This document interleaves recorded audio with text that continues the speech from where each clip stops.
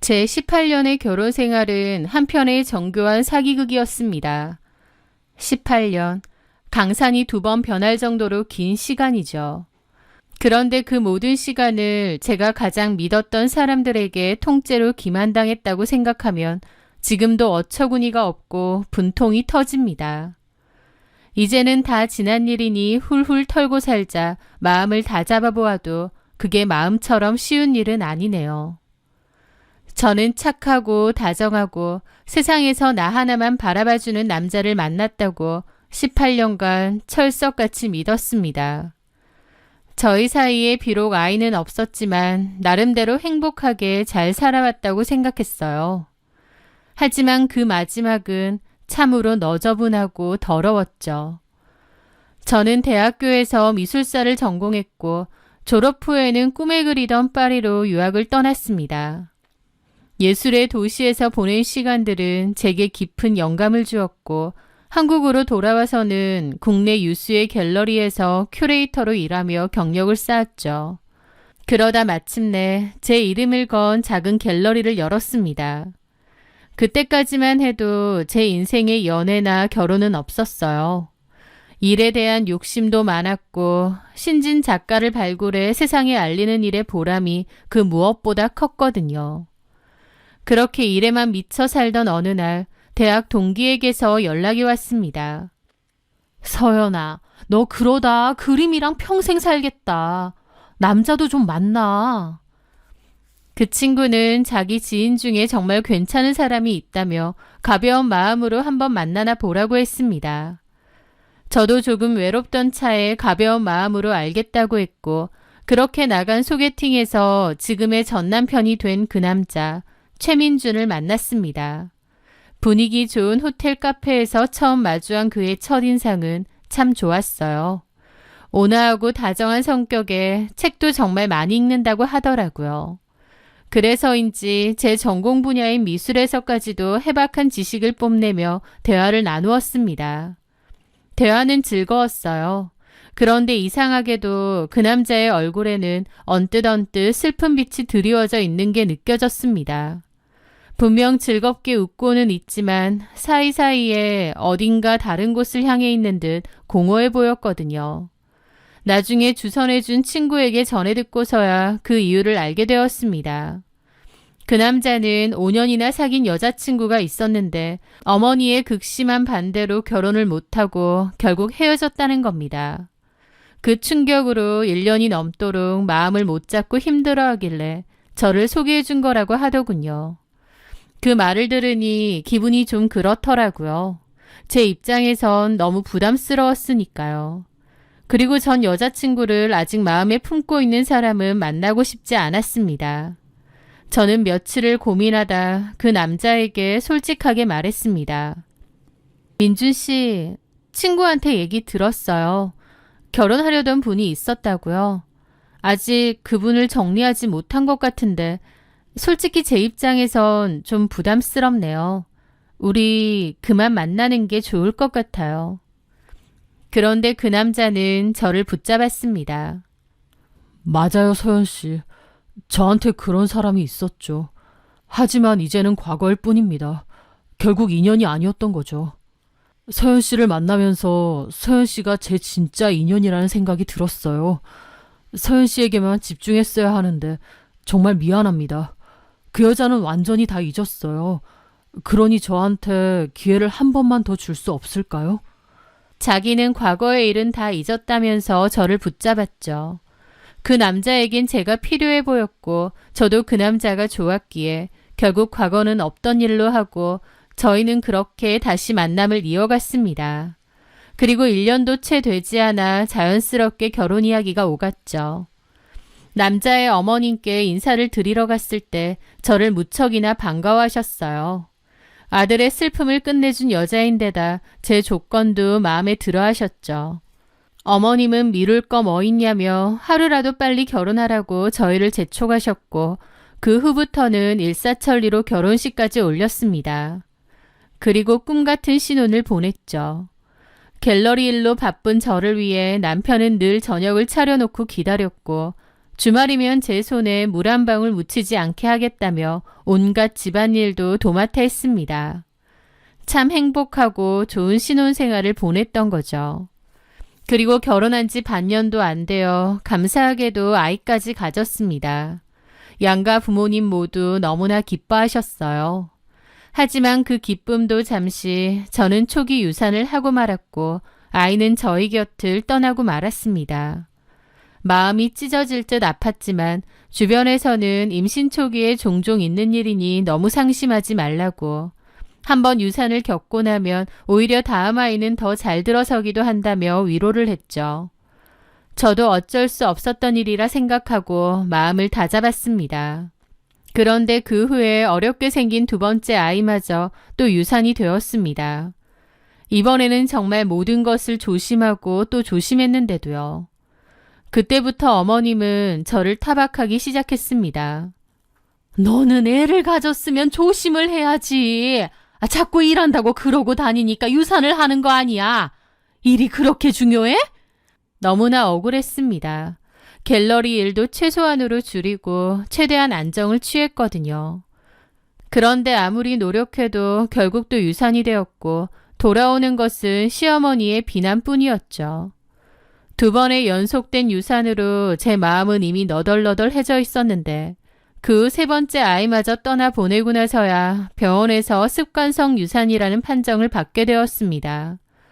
자궁이 선천적으로 약해서 또 아이를 가진다 해도 유산될 가능성이 매우 높다는 청천벽력 같은 이야기였죠. 병실의 하얀 천장을 보며 저는 텅 빈 눈물만 흘렸습니다. 어차피 아이를 가져도 또 유산될 가능성이 높다니 더 이상의 희망도 기력도 남아있지 않았어요. 세 번의 유산으로 제 몸과 마음은 부서져 내렸습니다. 그리고 그 상실감과 고통을 또다시 겪고 싶지 않았습니다. 그날 밤 저는 떨리는 목소리로 남편에게 말을 꺼냈습니다. 여보, 나 이제 그만할래. 내 몸은 아이를 품을 수 없는 몸인 것 같아. 미안해요. 제 고백에 남편은 제 손을 잡아주었습니다. 당신이 뭐가 미안해? 내 몸의 문제니까 내가 미안하지. 내 팔자에는 아이가 없는 모양이야. 그리고 내가 생각해봤는데 당신은 아이 좋아하잖아. 어머님도 아이 간절히 원하시고 자식이 꼭 필요하다면 당신을 놓아줄게. 우린 아직 젊고 당신은 좋은 사람이니까 얼마든지 좋은 여자 만나서 아빠가 될 수 있잖아. 그게 내가 당신에게 해줄 수 있는 유일한 배려라고 생각해. 말을 하는 내내 눈물이 쏟아졌습니다. 아이를 잃고 제 손으로 사랑하는 사람과의 관계를 끊어내야 한다는 사실이 너무 마음 아팠지만 그것이 제 마지막 진심이었습니다. 남편은 무슨 말도 안 되는 소리를 하냐며 다시는 그런 말 하지 말라고 했죠. 애가 없으면 없는 대로 우리 둘이 살면 되지. 왜 이혼 얘기를 해? 난 당신만 있으면 돼. 당신 없는 내 인생은 상상할 수도 없어. 남편은 그렇게 나왔지만 문제는 시어머니였습니다. 제가 습관성 유산이라는 것을 알게 된 어머님은 저희 집으로 달려왔습니다. 그리고 저에게 맹비난을 퍼부으셨죠. 예, 너는 여자 구실도 못하는 걸 모르고 결혼했니? 우리 집안 대 끊어놓지 말고 이혼해라. 긴 말할 필요 없다. 이미 산산조각난 제 마음에 어머님의 말은 날카로운 비수가 되어 박혔습니다. 하지만 남편이 자리에서 벌떡 일어나 제 앞을 막아서며 평생 들어본 적 없는 단호한 목소리로 어머님과 맞섰습니다. 어머니, 그만하세요. 서연이가 지금 얼마나 힘든데 그런 잔인한 말씀을 하세요. 제가 사랑하는 사람은 이 사람이에요. 아이? 있으면 좋죠. 하지만 없어도 상관없어요. 저한테는 서연이만 있으면 돼요. 이 사람이 없으면 저도 없어요. 다시 한번 서연이한테 상처 주는 말씀하시면 저 정말 어머니 안 보고 살 겁니다. 라고 단호하게 나오더라고요. 남편은 과거에 어머님의 극심한 반대 때문에 5년간 사귀었던 여자와 헤어진 적이 있다고 했는데 그 일 이후로 남편도 깨달은 게 많은 것 같았어요. 더 이상 우유부단하게 있다가 사랑하는 사람을 놓칠 수 없다고 판단한 것 같았죠. 그렇게 남편은 적극적으로 어머님을 막아섰고 아이 얘기는 그만 꺼내라고 단호히 말했습니다. 하지만 어머님도 의견을 굽히지 않았기에 어머님과 남편은 수도 없이 부딪혔죠. 남편은 우리 부부의 일이니 더 이상 간섭하지 마시라며 자꾸 그러면 어머님을 안 보고 살겠다는 으름장까지 놓았습니다. 그러면서 어머님과 남편 사이도 좀 안 좋아졌는데 그 일로 어머님은 저를 엄청 괘씸해하셨어요. 그리고 저와 어머님 사이는 돌이킬 수 없을 만큼 틀어지기까지 했습니다. 처음엔 저를 며느리감으로 참 예뻐하고 좋아하셨지만 이제는 어머님에게 저는 애도 못 갖는 데다 아들과 당신 사이를 멀어지게 만드는 천덕꾸러기일 뿐이었죠. 물론 어머님께 죄송하기도 했지만 저도 사람이기에 어머님의 모진 행동과 말에 상처를 많이 받았습니다. 그러면서 저도 어머님과 거리를 두게 되었어요. 그 후부터는 꼭 필요한 가족 행사가 아니면 시댁에 가지 않게 되었고 남편만 주로 가게 되었습니다. 어머님하고의 사이는 틀어졌지만 반대로 남편에게는 더 큰 사랑과 믿음, 고마움이 생겼습니다. 아, 이 사람이 나를 이토록 사랑하는구나. 나를 지키기 위해 자신의 어머니에게까지 맞서는구나. 라면서요. 남편이 저에게 보여준 그 위로와 책임감은 제게는 독이 든 성배와도 같았습니다. 왜냐면 저는 그때부터 아이를 갖지 못하는 깊은 죄책감과 그럼에도 불구하고 어머니 대신 나를 선택해준 남편에 대한 고마움을 크게 느꼈거든요. 그리고 그런 마음들은 굴레가 되어 스스로를 가두게 되었습니다. 저는 그 굴레 안에서 많은 것을 헌신하고 희생하며 살아왔죠. 남편은 결혼 생활 동안 무려 3번이나 사업에 실패했습니다. 남편은 크게 사업적 수완이 있는 사람 같진 않았지만 끊임없이 사업에 도전했고 그 사업 미천은 다 제가 됐죠. 어머님하고도 사이가 틀어졌기 때문에 제가 더 나서서 도와준 것도 있고요. 남편의 사업 실패는 밑빠진 독에 물 붓기 같았지만 남편을 탓하거나 원망하지 않았습니다. 오히려 그를 지지하고 도와주었죠. 불행 중 다행이라고 해야 할지 남편의 마지막 사업은 그나마 자리를 잡았습니다. 그 후로 저희는 큰 문제 없이 살아왔어요. 아니, 정확히는 큰 문제 없이 살아왔다고 믿었습니다. 그 뒤에 있는 시커먼 진실은 모른 채 말이죠. 그 끔찍한 하지만 반드시 알아야 했던 그 진실은 어느 날 저를 찾아왔습니다. 그날은 어느 화창한 주말이었습니다. 남편은 아침 일찍 골프채를 챙기며 어머님 댁에 들렀다가 친구들을 만난다고 했습니다. 저는 어머님과 사이가 틀어진 후로 시댁에 잘 가지 않았기에 남편 혼자 가는 경우가 종종 있었거든요. 남편은 집을 나섰고 저는 제가 후원하는 신진 작가의 첫 개인전이 열리는 날이라 오후 내내 갤러리에서 시간을 보냈습니다. 바쁘지만 모든 것이 평화롭고 만족스러운 그런 여느 때와 다름없는 하루였습니다. 집으로 돌아와 저녁을 먹고 남편을 기다리는데 밤 10시가 넘도록 연락 한 통이 없더라고요. 어머님 댁에 가면 을에 늦게까지 있었기에 처음에는 대수롭지 않게 여겼습니다. 하지만 11시가 넘어가는데 연락이 없으니 슬슬 걱정이 되기 시작했습니다. 저는 남편에게 전화를 걸었어요. 그런데 신호는 가는데 받지를 않더군요. 10분 뒤에 다시 걸었습니다. 이번에도 마찬가지였죠. 그때부터 가슴속에서 불안감이 스멀스멀 피어오르는 겁니다. 무슨 일 있나? 혹시 차 사고라도 났나? 하면서요.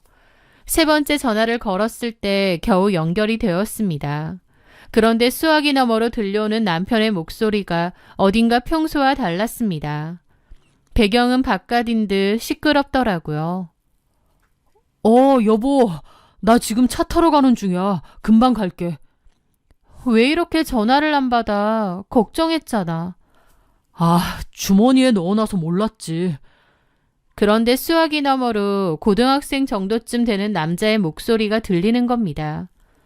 아빠, 전화 끊고 이리 좀 와보세요. 엄마가 불러요. 라고요. 아빠라고? 그 순간 제 머릿속의 모든 회로가 정지하는 기분이었습니다. 멀리서 부르는 듯 작긴 했지만 분명 들었거든요. 아빠라는 단어도요. 방금 그 목소리 뭐야? 누구? 남편은 당황한 기색이 역력한 목소리로 말을 더듬었습니다. 저기 조카가 근처에 있어서. 그럼 나중에 얘기해. 나 금방 갈 거니까. 라면서 끝낸데 황당하더라고요. 조카라뇨? 제가 알기론 남편의 유일한 조카는 시누이의 아들, 그러니까 이제 겨우 초등학교 6학년인 아이였습니다. 그런데 방금 들린 목소리는 명백히 변성기가 지난 고등학생쯤 되는 목소리였어요. 남편은 제 대답을 들을 새도 없이 황급히 전화를 끊어버렸고요. 저는 한동안 소파에 멍하니 앉아 있었습니다. 호칭을 잘못 들었을 수도 있고 또 어쩌면 남편 말처럼 시누이 아들일 수도 있고요. 하지만 이상하게 뭔가가 찜찜했습니다. 그건 저의 촉이었던 것 같아요. 18년 동안 단 한 번도 의심해 본 적 없는 남편이었는데 그 순간 너무 이상하고 또 이상하더라고요. 게다가 그 어설픈 변명. 그냥 무시하고 모른 척하기엔 너무 찝찝한 상황이었죠. 아니야, 내가 잘못 들었을 거야. 뭔가 오해가 있었을 거야. 애써 부정하려 했지만 심장은 이미 미친 듯이 뛰고 있었습니다. 그날 밤 남편은 자정이 다 되어 들어왔습니다. 피곤하다며 씻고 침대에 눕는 남편의 등 뒤에서 저는 아무 말도 묻지 않았습니다. 진실을 마주할 용기가 없었던 것 같아요. 하지만 그때부터 시작한 의심의 씨앗은 걷잡을 수 없이 커져가더군요. 저는 잠든 남편의 얼굴을 보다가 조용히 침대에서 빠져나왔습니다. 그리고 홀린 듯이 그의 차키를 들고 지하 주차장으로 내려갔습니다. 싸늘한 공기가 감도는 지하 주차장. 제 발소리만이 고요한 공간을 울렸습니다. 남편의 차 앞에 서서 저는 한참을 망설였지만 확인해야만 했습니다. 차 문을 열고 들어가 블랙박스의 SD카드를 뽑아들었습니다. 손이 어찌나 떨리던지 작은 카드 하나를 쥐고 있기도 힘들 지경이었죠. 다시 집으로 올라와 서재의 컴퓨터에 카드를 꽂았습니다. 제발 아무것도 아니길, 내 오해이길 바랬던 것 같아요. 화면 속에는 남편이 아침에 집을 나서는 모습부터 녹화되어 있었습니다. 저는 빠르게 파일을 넘겼습니다. 그리고 마침내 남편이 차를 세운 곳의 영상이 나타났습니다. 그곳은 시댁이 아니었습니다. 어느 낯선 동네의 오래된 빌라 앞이었습니다. 저는 처음 보는 곳이었죠. 영상 속 남편은 익숙하게 차를 주차하고 건물 안으로 들어가더군요. 시간은 오전 11시를 가리키고 있었습니다. 어쨌든 남편은 시댁을 가지 않고 이 낯선 빌라에 간 것이었어요. 저를 속이고요. 저는 황당한 기분을 느끼며 영상을 넘겼고 남편의 차는 그 빌라 앞에 미동도 없이 서 있었습니다. 그리고 밤 11시가 다 돼서야 남편이 빌라에서 나와 차에 올라타려는 모습이 보였습니다. 전화를 받으며 차에 올라타려고 했는데 제가 전화를 걸었을 때 같더군요. 그런데 빌라에서 한 고등학생쯤 돼 보이는 남자애가 내려오더니 남편에게 다가오며 부르는 겁니다. 아빠라고요. 남편은 다급히 저와의 전화를 마무리하고 빌라 쪽으로 다시 달려가더라고요. 그리고선 꽤 있다가 다시 나와서 차에 올라탔죠. 제 예상대로 고등학생쯤 되는 남자애가 맞았습니다. 그런데 아빠라니, 저 남자애가 도대체 누구길래 제 남편한테 아빠라고 한단 말인가요? 기절 초풍할 것 같다는 말은 이럴 때 두고 하는 말인가 봅니다. 저는 온몸이 떨린 채로 잠들어 있는 남편을 거칠게 흔들어 깨웠습니다. 일어나! 당장 일어나!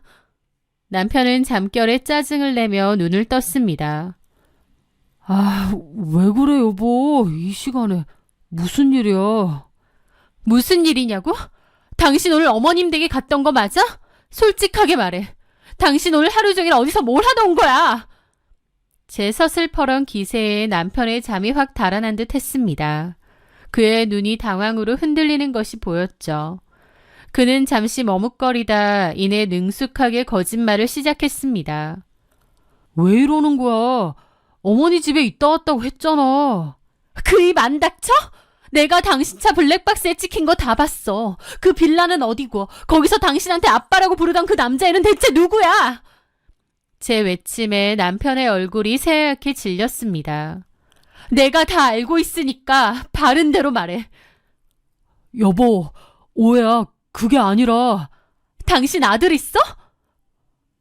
아니야. 뭐가 아닌데 똑바로 다 얘기해. 아니면 당장 이혼할 거야. 당신 같은 위선자랑 단 하루도 더는 못 살아.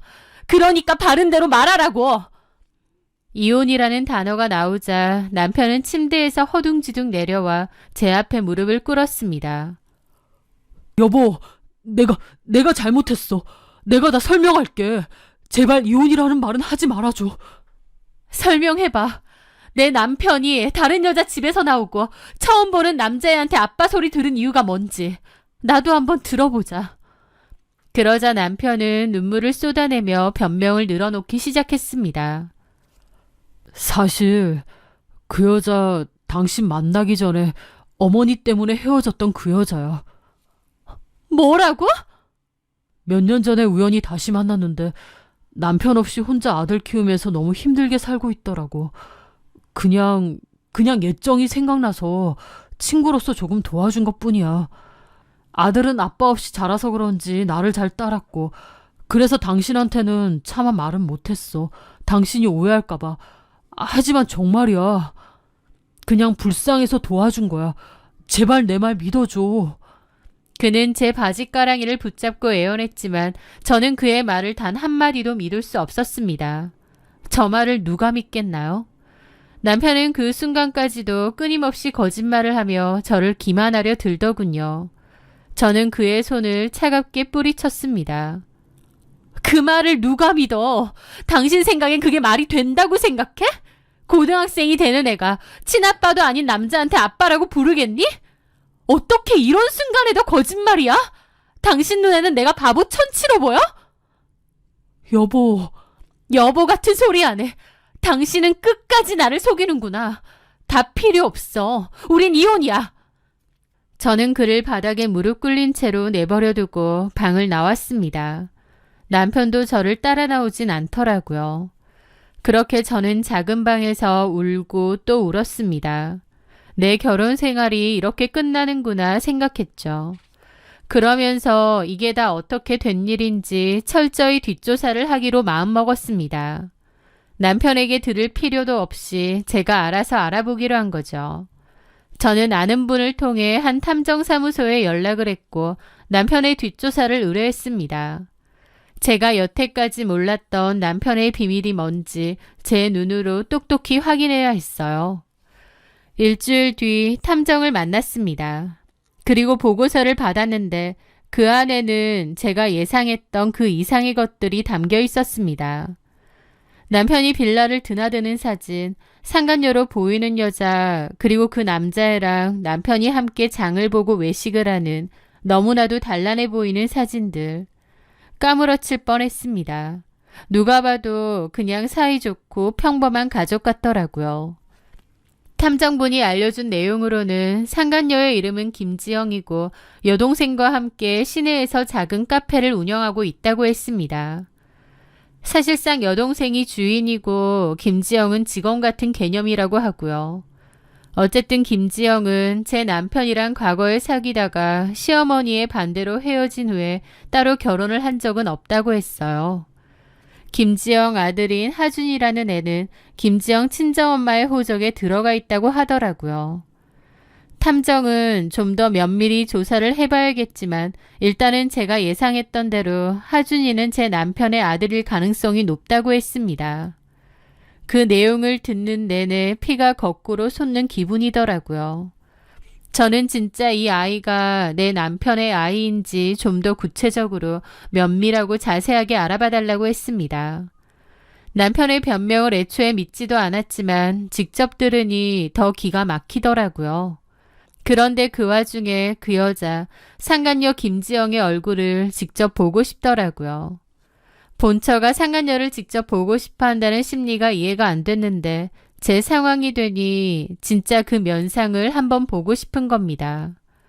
다음 날 저는 탐정이 알려준 그 카페로 향했습니다. 일부러 손님인 척 평범한 옷차림을 하고 안으로 들어섰습니다. 카페 안은 아기자기하고 따뜻한 분위기였고 젊은 여자가 혼자 카운터를 보고 있었습니다. 그 사진 속 김지영의 얼굴도 아니었고 나이도 좀 더 젊어 보였기에 저 여자가 상간녀의 동생이겠거니 짐작했죠. 카페 안에는 손님들이 몇몇 있었고 저는 일부러 카운터가 잘 보이는 자리쯤에 앉아 일을 하는 척하며 커피를 마셨습니다. 김지영은 없었기에 그냥 갈까 말까 하는데 한 30분쯤 지나니 카페 문이 열리며 한 여자가 들어왔습니다. 보니까 탐정의 보고서 속 사진과 똑같은 얼굴 김지영이었습니다.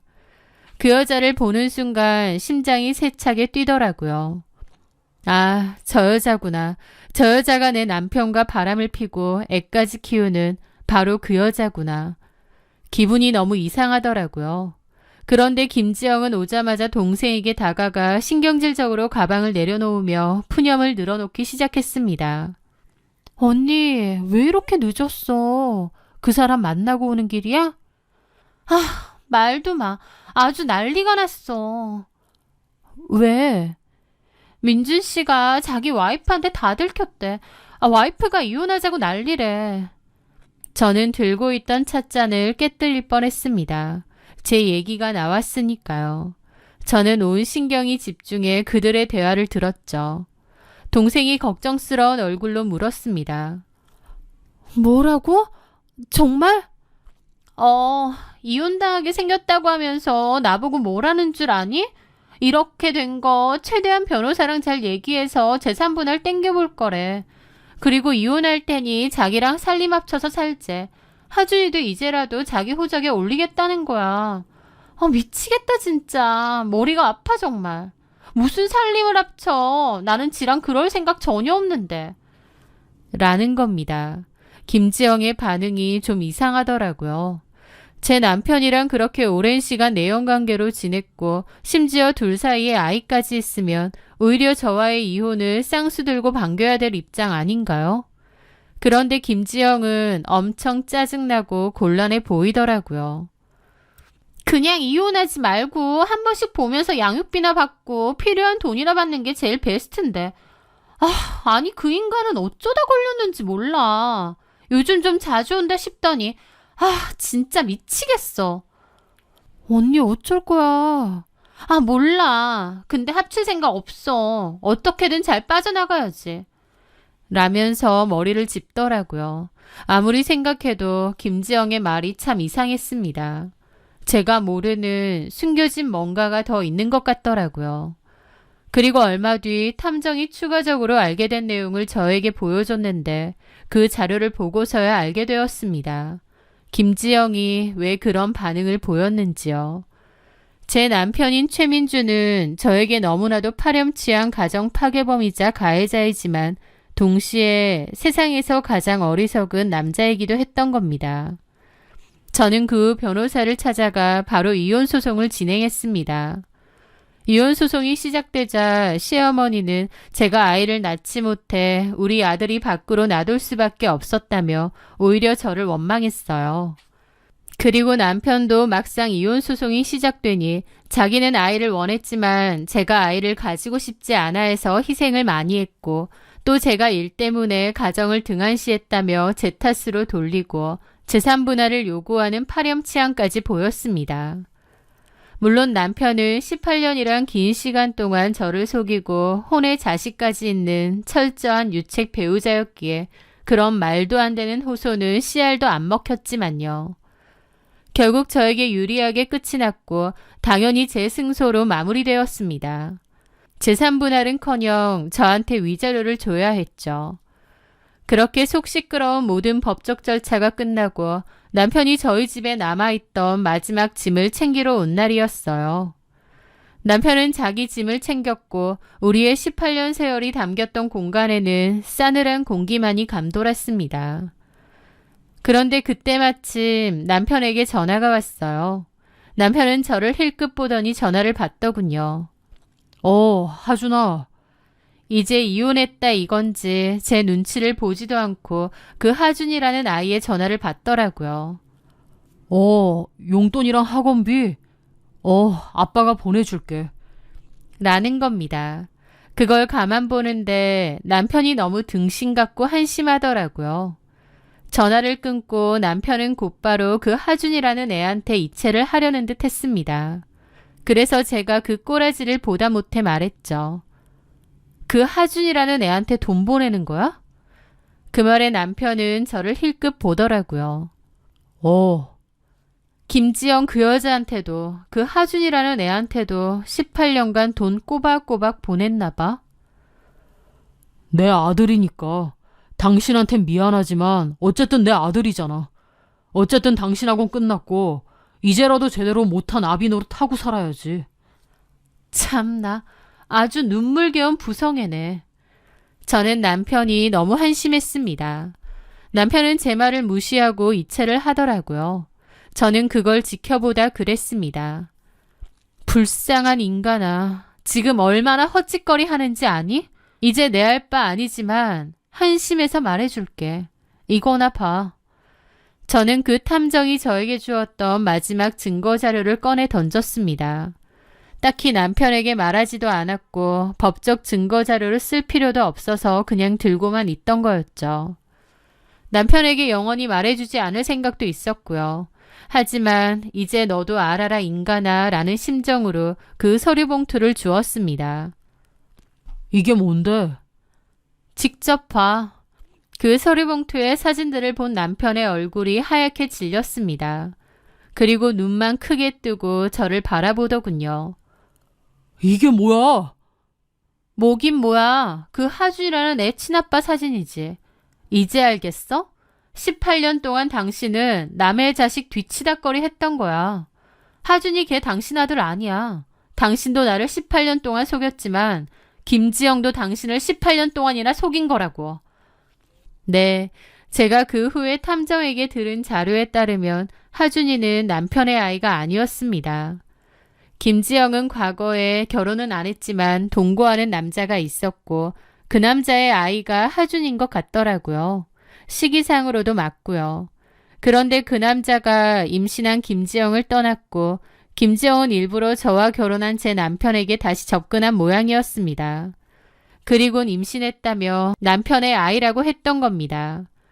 남편은 자기 아이라고 생각하며 18년 동안 저를 속이면서 그 아이의 뒷바라지를 했고 김지영에게도 생활비와 양육비를 보냈고요.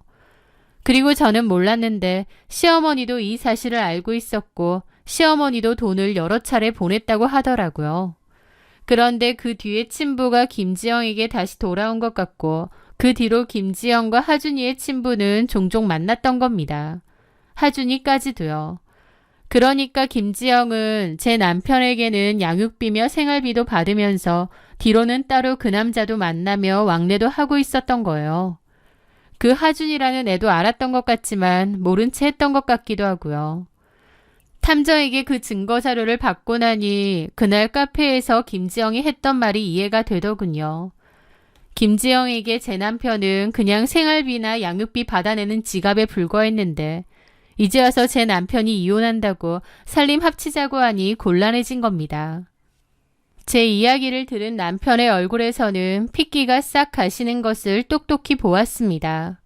그는 말도 안 된다고 하준이는 자기 아들이라고 하더라고요. 도저히 믿을 수 없다는 얼굴이었는데 당연히 그렇겠죠. 20년 동안 저를 속이면서 그래도 지 핏줄이라고 뒤로 챙기고 살았는데 사실은 친아들이 아니라니.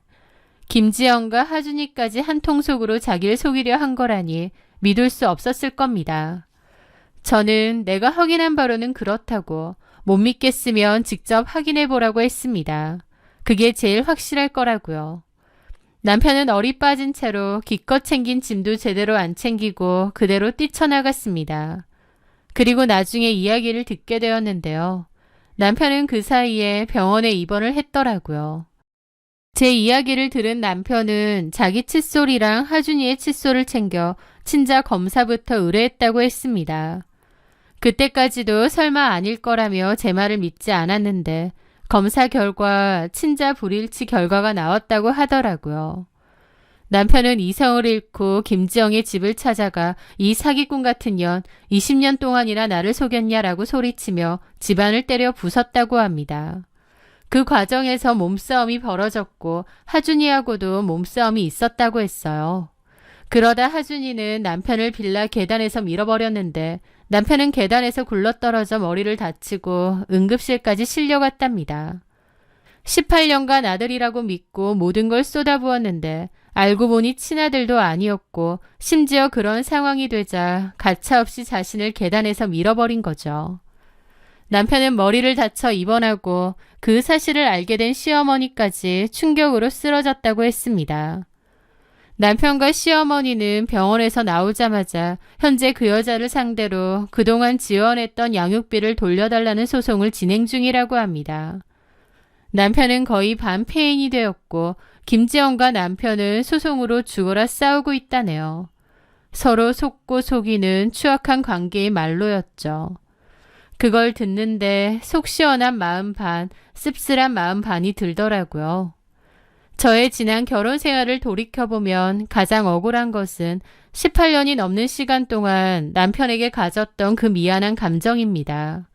제 문제로 아이를 갖지 못한다고 생각해서 늘 죄인처럼 살았습니다. 그런데 사실 남편은 뒤에서 보란듯이 두 집 살림을 하며 저를 기만하고 있었던 거잖아요. 하지만 남편 역시 똑같은 속임을 당했고 가장 처절하고 비참한 결말을 맞이했죠. 그건 저를 속인 남편의 죗값이 아닌가 싶습니다. 남편과의 이혼은 저에게 큰 상처를 남겼지만 동시에 몹시 홀가분하기도 합니다. 더 이상 그 누구에게도 미안함을 느끼지 않아도 되니까요. 어쩌면 남편과의 결혼 생활은 겉으론 행복했지만 속으론 골마 있었던 것 같기도 합니다. 저는 요즘 제 일에 집중하고 좋은 사람들과 어울리며 행복하게 지내려고 노력하고 있습니다. 이제 모든 굴레를 벗어던지고 남은 인생은 오롯이 제 마음을 보살피고 아껴주며 진짜 제 행복을 위해 살아갈 생각입니다. 제 사연 들어주셔서 감사합니다.